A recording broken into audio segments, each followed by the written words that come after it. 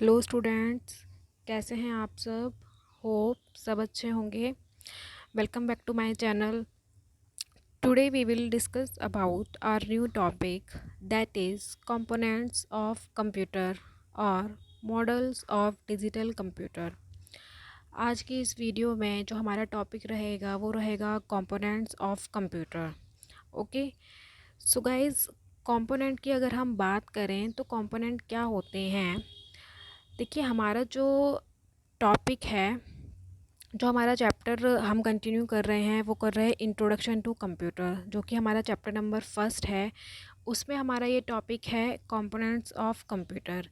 Means जो computer system होता है उसको वर्क करने के लिए, उसके प्रॉपर फंक्शनिंग के लिए कौन कौन से सॉफ्टवेयर और हार्डवेयर की रिक्वायरमेंट होती है। ठीक है, प्रॉपर फंक्शनिंग करने के लिए किन किन पार्ट्स की, किन सॉफ्टवेयर की, किन हार्डवेयर की रिक्वायरमेंट होती है। ठीक है, तो उससे हमें पता लगेगा कि कंपोनेंट्स हमारे बेसिकली होते क्या हैं और किस तरह से ये इन कंपोनेंट्स की हेल्प से जो हमारा कंप्यूटर सिस्टम है प्रॉपरली वर्क करता है और उसकी फंक्शनिंग क्या होती है। तो स्टार्ट लेते हैं। A computer A computer is made up of hardware and software. Hardware means the physical components part of the computer, or we can say hardware are the components that we can see and touch. Computer जो होता है वो किससे मिलके बनता है, जैसे कि मैंने आपको बताया, हार्डवेयर और सॉफ्टवेयर। ठीक है, इसकी प्रॉपर फंक्शनिंग से ही जो है कंप्यूटर प्रॉपर वर्क करता है, अच्छे से वर्क करता है। तो हार्डवेयर की अगर हम बात करें तो हार्डवेयर क्या होता है, ये फिज़िकल कंपोनेंट होता है। फिज़िकल कंपोनेंट मींस कि जिसको हम देख सकते हैं, जिसको हम टच कर सकते हैं, मींस जिसकी फ़िज़िकल एग्जिस्टेंस होती है। ठीक है, और we can say hardware are the component that we can see and touch. मैंने जैसे अभी बताया, जिसको हम देख सकते हैं और जिसको हम टच कर सकते हैं। They have a definite shape and size, जिसकी डेफिनेट शेप होगी और साइज़ होगा। ठीक है, there are four hardware components of computers. These are considered as main components of computer. जो हमारे हार्डवेयर होते हैं बेसिकली वो फोर टाइप्स के होते हैं। ठीक है, फोर कंपोनेंट होते हैं हार्डवेयर के, और जिनको क्या कंसिडर किया जाता है, main component of computer. Means जिसकी हेल्प से क्या कहते हैं, जो हमारा पूरा कंप्यूटर सिस्टम है वो प्रॉपरली वर्क करता है। विदाउट दीज हार्डवेयर जो है कंप्यूटर हमारा अच्छे से वर्क नहीं कर सकता। मेन जो रोल होता है इन्हीं कंपोनेंट्स का होता है, तो वो हम आगे डिस्कस करेंगे। First one is input unit, second one central processing unit. ठीक है, जो कि है हमारा CPU। ओके, आप सब ने पढ़ा होगा जो CPU होता है उसका बहुत मेन रोल होता है कंप्यूटर के अंदर, जैसा कि एक ह्यूमन बॉडी में ब्रेन का रोल होता है। ठीक है, जो CPU है उसके फर्दर हमारे कंपोनेंट रहेंगे memory unit, arithmetical and logic unit, control unit. Then हमारा जो थर्ड कंपोनेंट रहेगा वो रहेगा secondary storage unit, and last one is output unit. ठीक है, सो स्टार्ट लेते हैं। ये देखिए, इस तरह का जो है हमारा डायग्राम रहेगा। जब भी आपके पास कंपोनेंट का क्वेश्चन आता है एग्ज़ाम में तो आप ये डायग्राम ज़रूर ड्रॉ करके आएंगे, क्योंकि इस डायग्राम से ही हमारा जो कंपोनेंट होते हैं कंप्यूटर की उनकी प्रॉपर फंक्शनिंग पता लगती है और उनका जो है प्रॉपर वर्क पता लगता है। तो ये डायग्राम मस्ट है, ये आप ज़रूर ही ड्रॉ कीजिएगा जब भी आपके एग्ज़ाम में ये क्वेश्चन आता है। तो देखिए, इस अगर डायग्राम को समझने की बात करें तो इनपुट डिवाइस, पहले हमारा सबसे पहले इसमें क्या दिखा रहा है, इनपुट डिवाइस मींस कि सबसे पहले हमें क्या करना है, इनपुट डिवाइस की हेल्प से कंप्यूटर को इनपुट देनी है। ठीक है, जैसे कि मैंने आपको बताया, जो कंप्यूटर है वो डाटा प्रोसेसिंग मशीन होती है। सबसे पहले इसमें यूज़र जो होता है इनपुट देता है, उसके बाद फर्दर इसमें प्रोसेसिंग होती है। तो इनपुट देने के बाद जो हमारी प्रोसेसिंग होगी वो देखिए इस एरिया में होगी। मींस इनपुट जो हमारी जाएगी वो पहले जाएगी सीपीयू के पास, ठीक है, सीपीयू के पास जाएगी।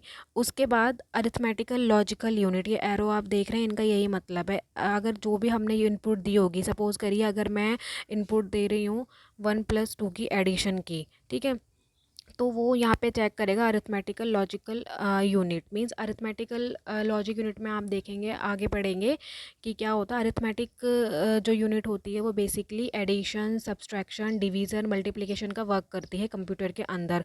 तो अगर मैं एडिशन की इनपुट दे रही हूँ तो ऑब्वियस सी बात है जो हमारी प्रोसेसिंग होगी वो इस यूनिट के अंदर होगी, और फर्दर उसके बाद मेमोरी यूनिट में उसका जो रिज़ल्ट होगा वो मेमोरी यूनिट में आके इकट्ठा होगा। क्योंकि जो भी हमारा कंप्यूटर सिस्टम होता है उसके अलग अलग पार्ट्स होते हैं, अलग अलग उसकी यूनिट्स होते हैं, और अलग अलग यूनिट्स के प्रॉपर अपने अलग अलग डिफरेंट डिफरेंट टाइप के वर्क होते हैं, फंक्शनिंग होती है। तो सबसे पहले जो हमारी इनपुट जाएगी वो अरिथमेटिक यूनिट में जाएगी। उसके बाद अरिथमेटिक यूनिट के बाद वो उसको प्रोसेस करके जो रिज़ल्ट होगा वो मेमोरी यूनिट तक पहुंचाएगा। मेमोरी यूनिट तक क्यों पहुंचाएगा? क्योंकि जो हमारा रिज़ल्ट होता है, ठीक है, वो आउटपुट यूनिट तक पहुंचाने से पहले, आउटपुट डिवाइस के थ्रू यूज़र तक पहुंचाने से पहले एक जगह टेम्परेरी बेसिस पर इकट्ठा होता है, मतलब स्पेस रखा जाता है, ठीक है। उसी तरह से उसके बाद जब वो यहाँ पे अपने आउटपुट भेज देगा, मेमोरी यूनिट जब रिज़ल्ट प्रोवाइड करेगी, देखो मेमोरी यूनिट आगे ये एरो देख रहे हैं आप, ऊपर की तरफ बन रहा है। मेमोरी यूनिट क्या करेगी, यूज़र तक रिज़ल्ट प्रोवाइड कराने के लिए वो उसकी लॉजिकल यूनिट में सेंड करेगी, और उसके बाद लॉजिकल यूनिट के थ्रू जो हमारी इनपुट है, मींस जो फाइनल रिज़ल्ट है वो आउटपुट डिवाइस के थ्रू फाइनल यूज़र तक पहुंच जाएगा। मींस जो अभी आपको थोड़ा सा ये थोड़ा मैसी सा लग रहा होगा कि ये हमें डायग्राम अच्छे से क्लियर नहीं हुआ, बट इस डायग्राम की जो एक्सप्लेनेशन है जब वो आप पढ़ेंगे तो आपको इजीली कंफर्म हो जाएगा कि एक्चुअल में इन सब यूनिट्स का क्या वर्क होता है। ओके, सो स्टार्ट करते हैं। First one is input unit. Input unit हमारा क्या होता है, देखिए, input unit consist of input devices that accept data और instruction from user in human understandable form and translate it into computer understandable form. वो क्या बोल रहा है कि इनपुट यूनिट हमारी क्या होती है। Input unit consist of unit input devices. Input devices की तरह ही इसको माना गया है, जो क्या करता है, डाटा को एक्सेप्ट करता है, ठीक है, और इंस्ट्रक्शंस जो होती हैं यूज़र से उनको ह्यूमन अंडरस्टैंडेबल फॉर्म में बना के उसको किस में ट्रांसलेट करता है, कंप्यूटर के अंडरस्टैंडेबल फॉर्म में ट्रांसफ़र करता है। मींस जो इनपुट यूनिट होती है वो क्या करती है, यूज़र से इनपुट लेती है, जो भी डाटा होता है, जो भी इंस्ट्रक्शंस होते हैं वो लेती है, उसके बाद उसको यूज़र की फॉर्म में चेंज करके कंप्यूटर की फॉर्म में बनाती है। मतलब ह्यूमन की देखो लैंग्वेज अलग होती है, और कंप्यूटर की जो लैंग्वेज होती है और जो उसकी समझने की लैंग्वेज होती है वो बहुत अलग होती है। वो बाइनरी डिजिट में समझता है हमेशा कंप्यूटर। जो कंप्यूटर की लैंग्वेज होती है वो बाइनरी लैंग्वेज होती है, वो हमेशा बाइनरी लैंग्वेज में ही समझता है, दैट इज़ 0 और 1, जैसे मैंने यहाँ पे बताया हुआ है। ओके, उसके बाद this process is called digitising.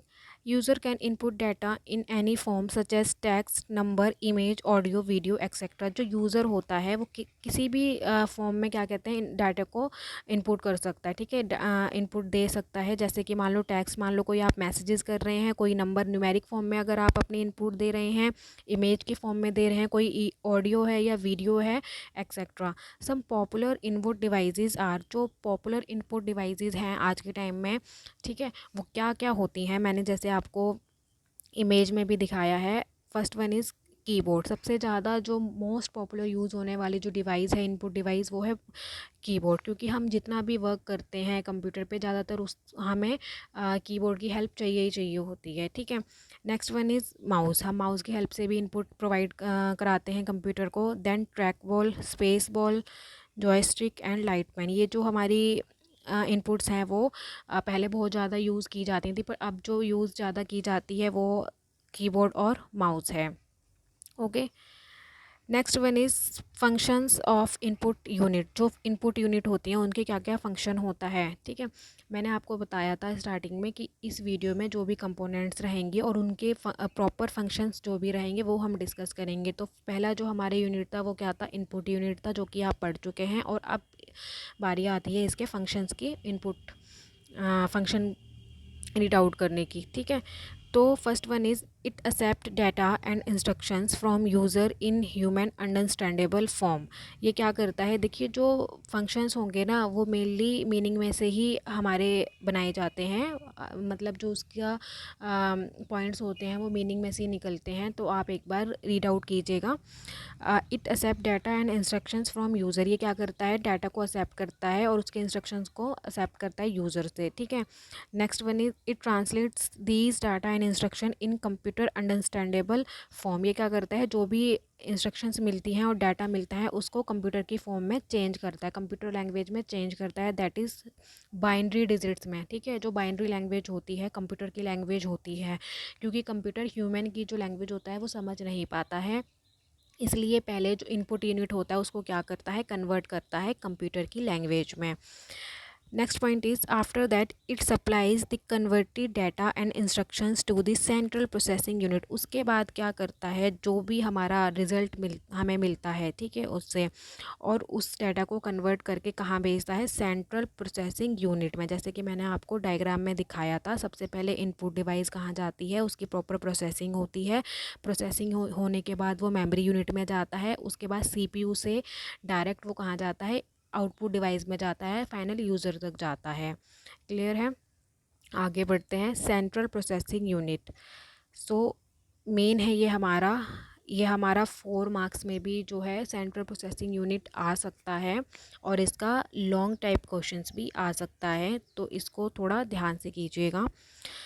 As in human body, all calculations and decisions are taken by brain.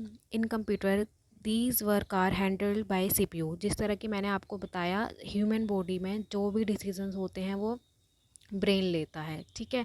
मतलब विदाउट ब्रेन हम कंसीडर नहीं कर सकते अपने आप को, ठीक है। उसी तरह से जो कंप्यूटर सिस्टम होता है, कंप्यूटर सिस्टम का जो सारा वर्क है वो कौन हैंडल करता है, वो करता है CPU, that is central processing unit. Okay, central processing unit is also responsible for the activating controlling functions of other units of a computer system. जो सीपीयू होता है वो बाकी और भी क्या क्या चीज़ें देखता है, एक तो एक्टिवेटिंग देखता है और कंट्रोलिंग फंक्शंस देखता है। मींस एक्टिवेटिंग का मतलब होता है कि जो भी यूनिट्स हैं, जो भी कंपोनेंट्स हैं कंप्यूटर सिस्टम में, वो प्रॉपर एक्टिवेट है या नहीं, उनकी जो एक्टिविटीज़ हो रही है, उनकी जो फंक्शनिंग हो रही है वो प्रॉपर हो रही है या नहीं हो रही है। और क्या करता है, वो कंट्रोलिंग करता है फंक्शंस की ऑफ अदर यूनिट्स की, जो भी दूसरे यूनिट्स हैं उनके साथ जो फंक्शनिंग हो रही है वो प्रॉपर की जा रही है या नहीं, ऑफ अ कंप्यूटर सिस्टम, एक कंप्यूटर सिस्टम की। उसके बाद है सीपीयू के भी अपने फर्दर क्या होते हैं, कंपोनेंट्स होते हैं, वो क्या हैं, सबसे फर्स्ट इज़ मेमोरी यूनिट। जो सबसे पहला है वो क्या है, memory unit, then arithmetic and logic unit, and then control unit. तो पढ़ेंगे इनके बारे में आगे। नेक्स्ट इज़ मेमोरी यूनिट, जो हमारी थर्ड यूनिट है कंपोनेंट की, वो क्या है, मेमोरी यूनिट। पढ़ेंगे इसके बारे में। देखिए, the data and instructions that we have entered into the computer through input unit have to be store temporarily inside the computer before the actual processing starts. वो क्या कह रहा है, देखो, जो डाटा होता है और इंस्ट्रक्शंस होता है, ठीक है, जो हमें कंप्यूटर को देने हैं, ठीक है, who have entered into the computer through input unit have to be store temporarily. सबसे पहले जो भी डाटा होगा, इंस्ट्रक्शंस होगा, जो हमें कंप्यूटर सिस्टम को प्रोवाइड कराने हैं, वो सबसे पहले किसी एक अलग जगह पर, टेम्परेरी जगह पे जाके क्या कहते हैं, सेव हो जाता है, ठीक है। कंप्यूटर तक पहुंचने से पहले, उसकी प्रोसेसिंग स्टार्ट होने से पहले जो हमारा इनपुट और इंस्ट्रक्शंस होते हैं वो टेम्परेरी जगह पे कहीं पे जाके सेव होता है, ठीक है। उसको हम क्या कहेंगे, मेमोरी यूनिट कहेंगे, ठीक है। उसी तरह से similarly the results produced by CPU, जो भी रिजल्ट आएगा ना सीपीयू से फाइनल यूज़र के लिए, वो भी फाइनल यूज़र तक पहुंचने से पहले, मींस आउटपुट यूनिट तक पहुंचने से पहले वो जो रिज़ल्ट होता है वो कहीं मेमोरी यूनिट में ही टेम्परेरी बेसिस पर क्या कहते हैं स्टोर करके रख लिया जाता है, वो कहीं स्टोर होता है। ठीक है। The results produced by CPU have to store temporarily before being passed to the output unit. Memory unit provides space to store data and instructions, intermediate results and final results. क्या करता है memory unit का काम क्या होता है basically, वो एक तो स्पेस प्रोवाइड कराता है जो डाटा और इंस्ट्रक्शन है उनको स्टोर करने के लिए। जैसे कि मैंने आपको बताया जो सबसे पहले डाटा और इंस्ट्रक्शंस दिए जाते हैं वो भी टेम्परेरी बेसिस पर कहीं स्टोर किए जाते हैं पहले, और जो फाइनल यूज़र तक जो रिज़ल्ट प्रोवाइड किया जाता है वो भी सबसे पहले कहीं स्टोर किया जाता है। It is also known as primary memory और मेन मेमोरी और इंटरनल स्टोरेज यूनिट और रैंडम एक्सेस मेमोरी। इसको हम क्या कह सकते हैं, प्राइमरी मेमोरी भी कह सकते हैं, मेन मेमोरी भी कह सकते हैं, इंटरनल स्टोरेज यूनिट भी कह सकते हैं और रैंडम एक्सेस मेमोरी भी कह सकते हैं। मींस अगर आपके पास एग्ज़ाम में डायरेक्टली ना पूछ कर, मीन्स डायरेक्टली अगर आपको मेमोरी यूनिट ना पूछा जाए और आपसे पूछा जाए कि प्राइमरी मेमोरी क्या होती है, मेन मेमोरी क्या होती है, इंटरनल मेमोरी क्या होती है, इंटरनल स्टोरेज यूनिट क्या होता है, रैंडम एक्सेस मेमोरी क्या होती है, तो आपको मेमोरी यूनिट ही लिखना है, आपको कंफ्यूज नहीं होना है। आपको बस मेमोरी यूनिट में आपको ये ध्यान रखना है कि जब हम कंप्यूटर को इंस्ट्रक्शंस देते हैं, कोई भी डाटा देते हैं, कोई भी इनपुट देते हैं, वो क्या है प्रोसेसिंग, उसकी प्रोसेसिंग होने से पहले वो एक जगह स्टोर की जाती है टेम्परेरी। उसी तरह से जब हम उसकी प्रोसेसिंग करने के बाद यूज़र तक आउटपुट पहुंचाते हैं तो वो आउटपुट पहुंचाने से पहले भी उसको एक जगह इकट्ठा किया जाता है, स्टोर किया जाता है। उसको हम कहते हैं मेमोरी यूनिट। मेमोरी का मतलब समझते हैं ना, उसको स्टोर करना। ठीक है, स्टोरेज उसकी देखना। ओके, तो मेमोरी यूनिट का वर्क हमारा ये रहता है। Next one is functions of memory unit. जो फंक्शंस रहेंगे मेमोरी यूनिट के वो क्या रहेंगे, it gives space to store all the data to be processed and instructions required for processing. ये क्या करता है, स्पेस प्रोवाइड करता है जो भी डाटा और इंस्ट्रक्शंस होते हैं उसको स्टोर करने के लिए। Okay, next one is it gives space to store intermediate result. उसके बाद जो रिजल्ट आएंगे ना, रिजल्ट आएंगे उसके लिए भी ये क्या करेगा, स्पेस प्रोवाइड कराएगा। पहले वो इनपुट और इंस्ट्रक्शंस के लिए स्पेस प्रोवाइड कराएगा, उसके बाद जो फाइनल रिजल्ट प्रोड्यूस होगा उसके लिए भी ये रिजल्ट प्रोवाइड कराएगा। Then last one is it gives space to store final result. उसके बाद क्या करेगा, ये जो फाइनल रिजल्ट होंगे उनके लिए भी स्पेस प्रोवाइड कराएगा। नेक्स्ट टॉपिक है हमारे पास arithmetic and logic unit. Arithmetic and logic unit means ALU। ये बहुत ही मेन यूनिट होता है, ये 4 मार्क्स में भी आता है और लॉन्ग क्वेश्चंस भी बन जाता है इसका। और जब भी आपको इस तरह का कोई भी क्वेश्चन आता है तो आपको डायग्राम ज़रूर ड्रॉ करना है। ठीक है। सो अरिथमेटिक यूनिट क्या होता है हमारा, this unit performs all the arithmetic operation. जो ये यूनिट होता है जितने भी अरिथमेटिक ऑपरेशंस होता है उनको परफॉर्म करता है। That is addition, subtraction, multiplication, division. जो भी हमारी एडिशंस होती है, सब्सट्रैक्शन होती है, मल्टीप्लिकेशन होती है, उसको ये परफॉर्म करता है। These 4 operations are repeated solve a complex problem और एक्सप्रेशन। ये क्या करता है, ये जो 4 ऑपरेशंस है ना, इससे क्या होता है, ये बार बार रिपीट किए जाते हैं किसी भी एक कॉम्प्लेक्स प्रॉब्लम को सॉल्व करने के लिए और आउटपुट देने के लिए।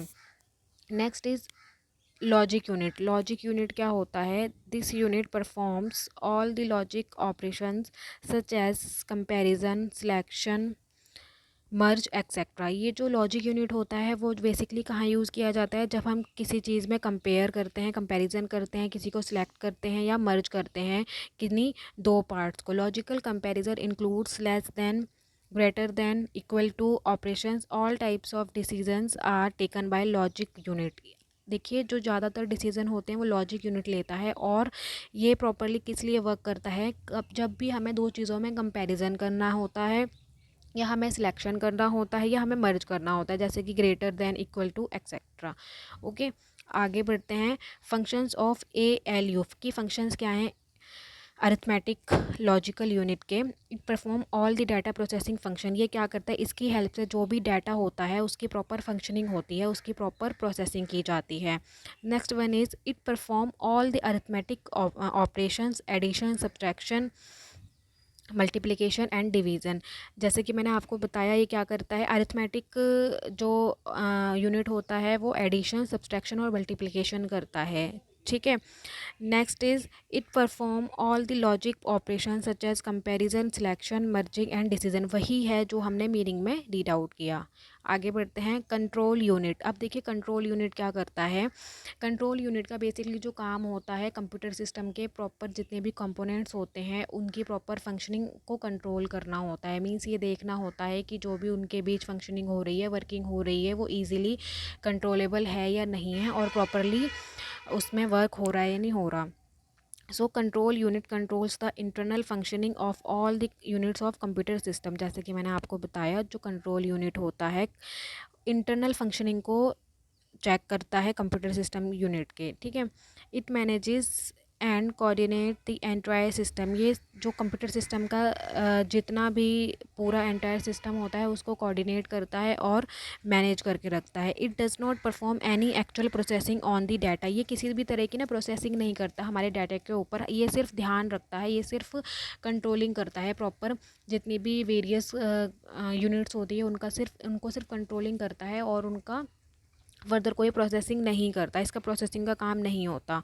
It directs the operations of entire system by maintaining the control of programs and instructions. ये जो ऑपरेट किया जाता है वो किस लिए कैसे किया जाता है, जो भी कंप्यूटर सिस्टम में प्रोग्राम्स होते हैं और इंस्ट्रक्शंस होते हैं उसको ध्यान में रखकर इसको मेंटेन किया जाता है।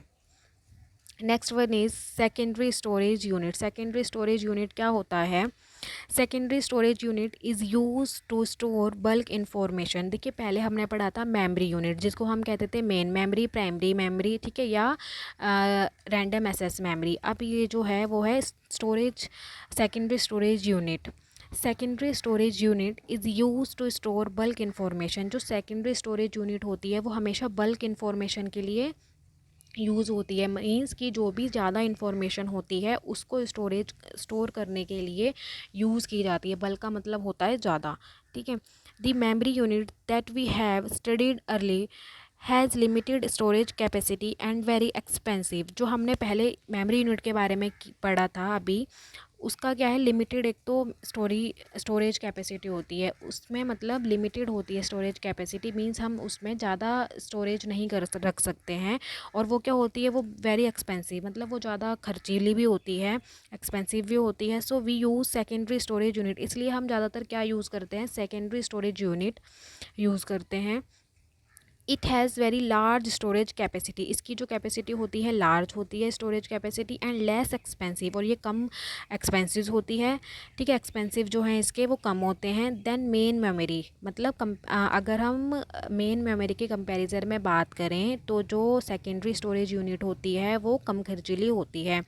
It also known as mass storage unit. इसको हम मास स्टोरेज यूनिट भी बोलते हैं और परमानेंट मेमोरी यूनिट भी बोलते हैं। तो अगर हमारे पास एग्ज़ाम में ये पूछा जाता है कि मास स्टोरेज यूनिट क्या होता है या परमानेंट मेमोरी यूनिट क्या होता है, तो हमें सेकेंडरी स्टोरेज के बारे में ही लिखना है। और बेसिकली इसमें बस क्या होता है, थोड़ा हमारा देखा जाए तो थोड़ा सा ही डिफरेंस है। जो मेमोरी यूनिट होता है, जो मेन मेमोरी यूनिट होता है वो तो एक्सपेंसिव होती है और उसमें जो स्टोरेज कैपेसिटी होती है वो कम होती है as compare to secondary storage unit. ठीक है। और सेकेंडरी स्टोरेज की बात करें तो क्या है, इसमें अगर हमें बल्क में इंफॉर्मेशन प्रोवाइड करानी है तो उसके लिए ये स्टोरेज की जो लिमिटेशन है उसमें ज़्यादा होती है, और जो कैपेसिटी होती है वो भी ज़्यादा होती है। ये क्या कहते हैं, लेस एक्सपेंसिव होता है। ठीक है, मेन मेमोरी से। सो नेक्स्ट आता है आउटपुट यूनिट। अब है जो मेन कंपोनेंट होता है, मींस जो फाइनल रिजल्ट प्रोवाइड कराता है यूज़र को। आउटपुट यूनिट क्या करता है, output unit consist of output devices that accept result from CPU in computer understandable form and translate it into human understandable form। Output unit क्या करता है, आउटपुट डिवाइसेस के थ्रू काम करता है। ये क्या करता है, रिजल्ट एक्सेप्ट करता है सीपीयू से। ठीक है, जो सीपीयू इनपुट की प्रोसेसिंग करने के बाद फाइनल रिजल्ट तैयार करता है उसको यूज़र तक पहुंचाता है इन कंप्यूटर अंडरस्टैंडेबल फॉर्म, जो भी कंप्यूटर की फॉर्म होती है समझने की, और इसको ट्रांसलेट करता है ह्यूमन अंडरस्टैंडेबल फॉर्म। देखिए जो इनपुट होता है, जब हम इनपुट देते हैं तो हम कंप्यूटर की लैंग्वेज का ध्यान रखते हैं कि जो कंप्यूटर को समझ आए लैंग्वेज, बट जब हम उस चीज़ को प्रोसेस करने के बाद आउटपुट पहुंचाते हैं यूज़र तक, तो हम ये ध्यान में रखेंगे कि वो जो आउटपुट है, वो जो रिज़ल्ट है, वो यूज़र को समझ आए। इसलिए इनपुट देते टाइम तो कंप्यूटर की लैंग्वेज का ध्यान रखते हैं, और आउटपुट देते टाइम हम ह्यूमन की लैंग्वेज का ध्यान रखते हैं, ठीक है। It display the converted result to the user. ये जो कन्वर्ट की हुई रिजल्ट होती है वो यूज़र को प्रोवाइड कराती है। This unit takes the responsibility of displaying output to the user. Some popular output devices are visual display unit, that is video, printer और प्लॉटर। जो मेनली आउटपुट यूनिट और आउटपुट डिवाइसेस होती हैं वो क्या होती हैं, एक तो वीडियो होता है और प्रिंटर और प्लॉटर होता है, ठीक है। प्रिंटर और प्लॉटर पे आप नेक्स्ट चैप्टर में फर्दर स्टडी करेंगे, okay. So, thank you guys and have a nice day.